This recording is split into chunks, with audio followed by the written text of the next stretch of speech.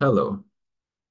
If you are filing as a self-petitioner from April 1st, 2024, I will strongly advise you to do the following steps I'm going to take you through. And that is because there has been an update and there will continue to be an update. Hence, for you to be very sure of you doing the right thing in terms of the payments, the fees involved in your Form I-140 for your EB2 NIW or your EB1A immigration petition, I would strongly advise you to always check the credible source from USCIS. Now, the truth is that every other available sources out there can help you or may help you. However, you want to be very sure of what is required of you directly from the credible source, which is USCIS website. And so today, in this video, I will be taking you through how you can achieve that. It's as simple as following simple prompts right from your Google web search, and you can find some of this information. So in summary, what I'm saying is that you want to submit your petition from April 1st, 2024, go through this procedure, get to know the exact fee that is required of you, be very sure rather than hearsay of what someone says or what you had from a different source, which sometimes brings confusion as to which one is true, which one is right. So to start with, as you can see on the screen, we have the Google search. So I'm going to put Form I-140. So let me type I-140 just in the search bar.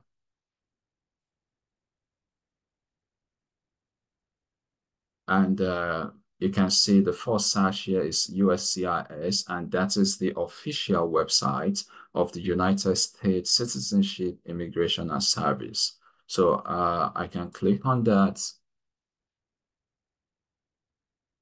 And you can see some information about I-140, immigration petition for alien workers. Now, of interest here that I want to draw your attention to is the filing fee. So if you scroll down, you see a tab for filing fee. So let's click on that.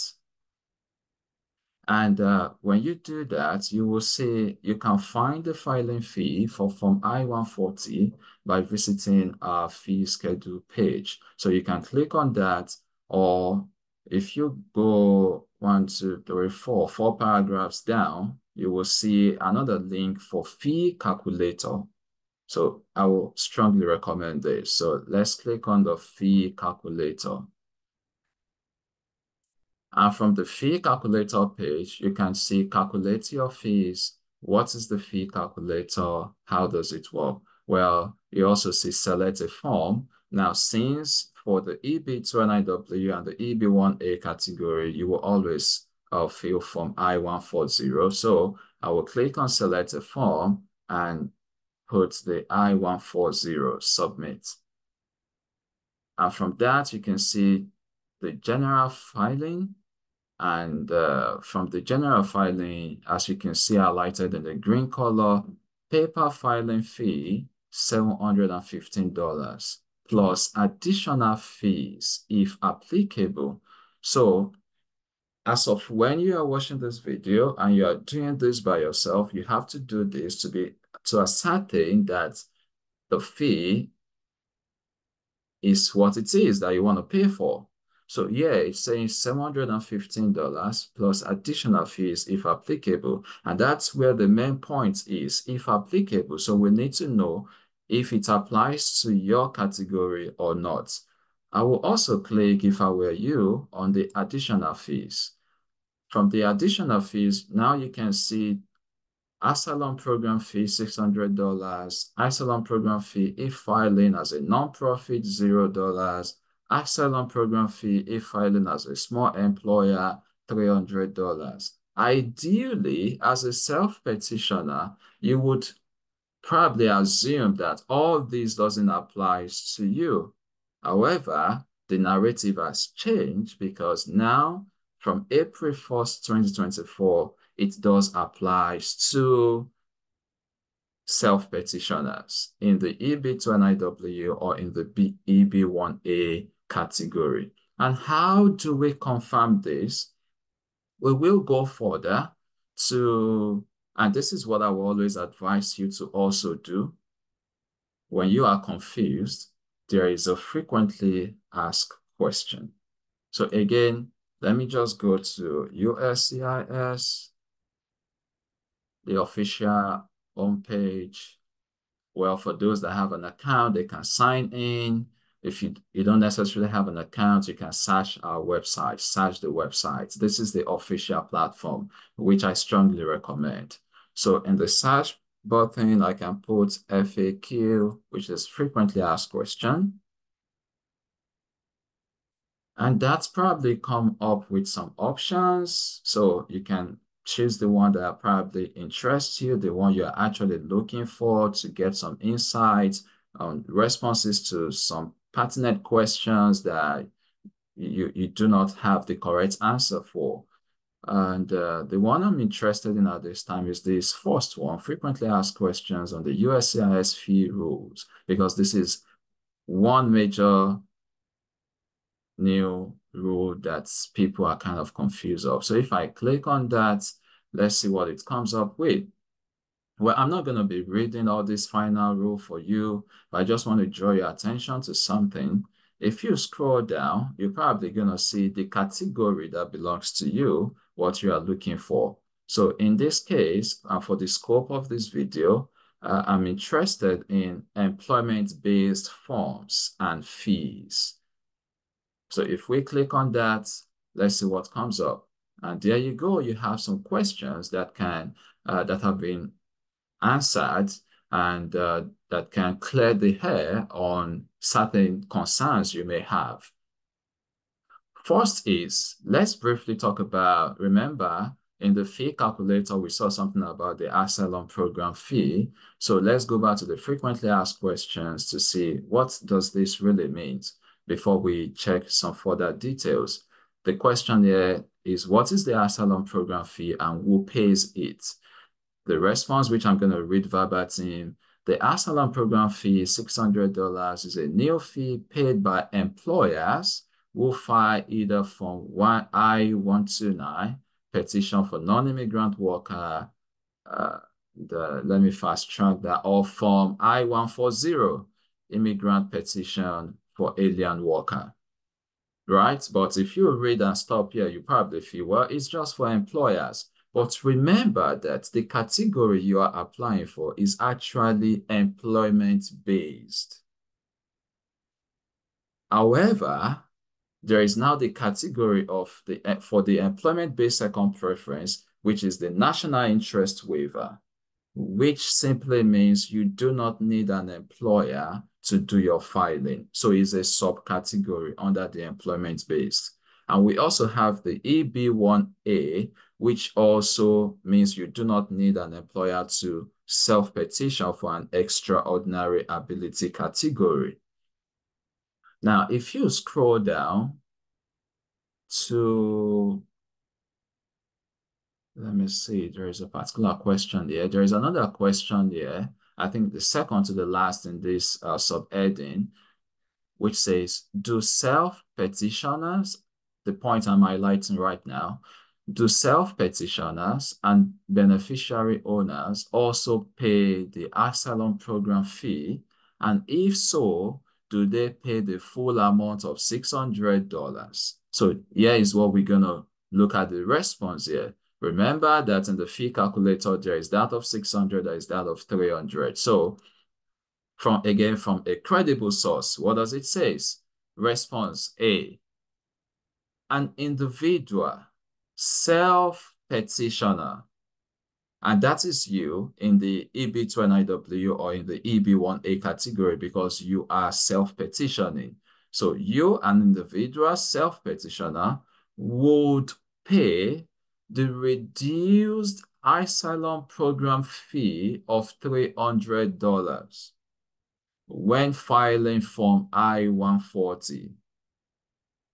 as an EB1A non-citizen of extraordinary ability, that's the EB1A category, or as an EB2 with national interest waiver, that's the EB2 NIW. So now you can see that the response here to this question has cleared the air as to, are you going to pay the asylum program fee or not? As to, are you paying that of the 600 or 300? So from this source, we can confirm that as a self-petitioner under the EB2 NIW or under the EB1A, you will pay an additional asylum program fee, $300. So that's important. So when you look at that, that means from your fee calculator there, you are going to pay the $715 plus an additional fee of $300, which is the asylum program fee. And this has been in effect since April 1st, 2024. Let's see, there is another important thing I want to show you here.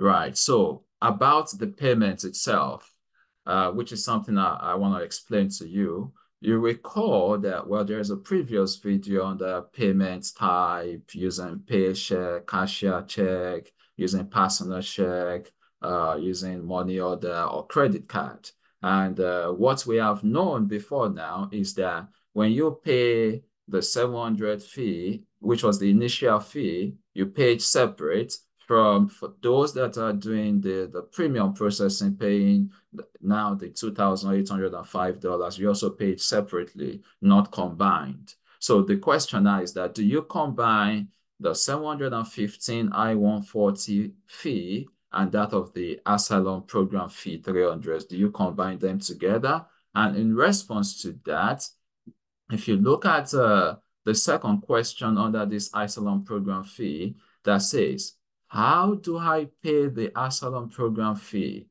Is there a separate form or paperwork?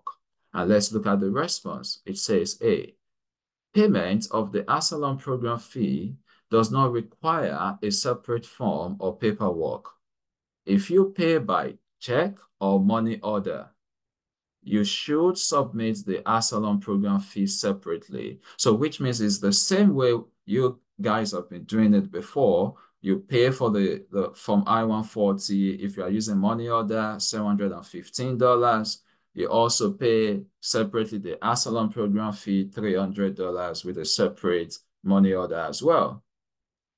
However, if you pay online by credit card, for those that use credit card payments, you must use one credit card form for all fees, including the asylum program fee. So please take note of that for those that pay using the credit card option. So these are important things we all should take note of.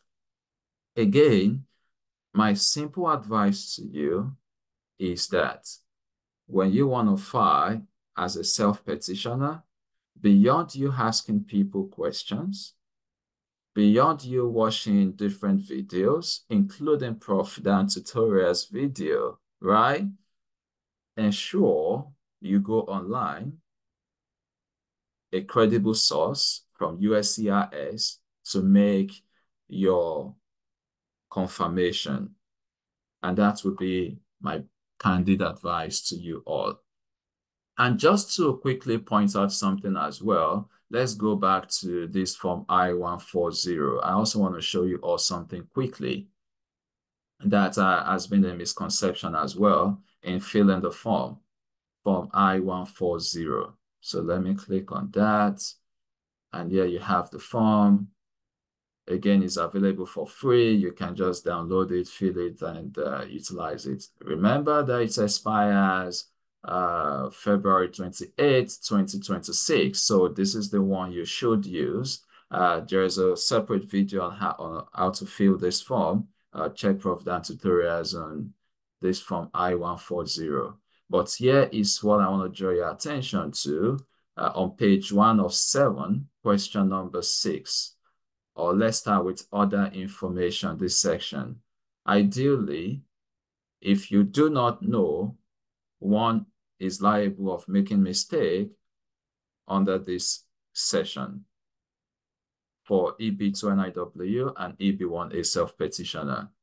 Question 4 says IRS employer identification number. Ideally, you know, if it's your employer that is filing for you, they have this information and they will put it in.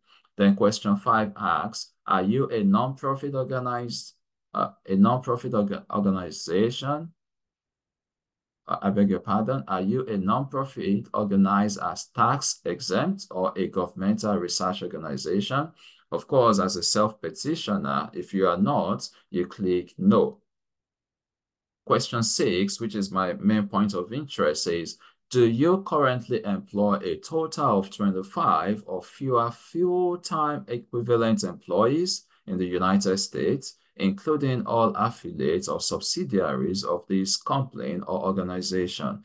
Ideally, in the context of this question alone, a self-petitioner would say, no, this doesn't apply to him or her. However, I want to draw your attention to this, that you must click yes for this question number 6. Let's go back to the frequently asked question to see the justification for that. Again, under the employment-based form and fees frequently asked questions, if I'm able to find this quickly, yeah, there is this section. Let's see. Yes, this particular question that we referred to earlier about the fee. The second sentence in response to that question says, on Form I-140, such self-petitioners, which is you, must select yes in part 1, question 6 to indicate that they currently employ a total of 25 or fewer full-time employees. Now, the truth is that you are a self-petitioner, you are not an employer, you do not employ anybody, right? However, it's the difference between the latest form and the old edition of Form I-140. This particular part is saying that regardless of that, if you are a self-petitioner, you must now fill this part 1 question 6 as yes. So let's go back to that form again, Form I-140, which is this question number 6. You can see part 1, question number 6, which is this part. And that is because even though you are a self-petitioner, it's assumed that you employ zero employees, right? So these are basic information I want to bring to you today. A big takeaway is that, again and again, I will continue to repeat, as a self-petitioner, make sure you check credible source, which is USCIS official website for vital information. At times, the problem is you not being able to get the results of your search, the exact thing you're looking for. And that's why I've provided you with this means through Google search, through their website, through the frequently asked question, you can get some of these responses. And that is it. So I wish you all the best. If you have not subscribed to this channel, please kindly do so to continue to get updates on the latest information. There is a playlist for EB1A, those that are trying to self-petition. Try to go through that. It can guide you. There is a playlist on EB2 NIW, again, for those who are doing self-petition. These videos can help you. Hassle free to do it by yourself. Subscribe, share, and like. And finally, if you need our service at stdanielsglobal.com, check our website. All links are available in the description of this video. and we will be more than happy to be of help. All the best and take care.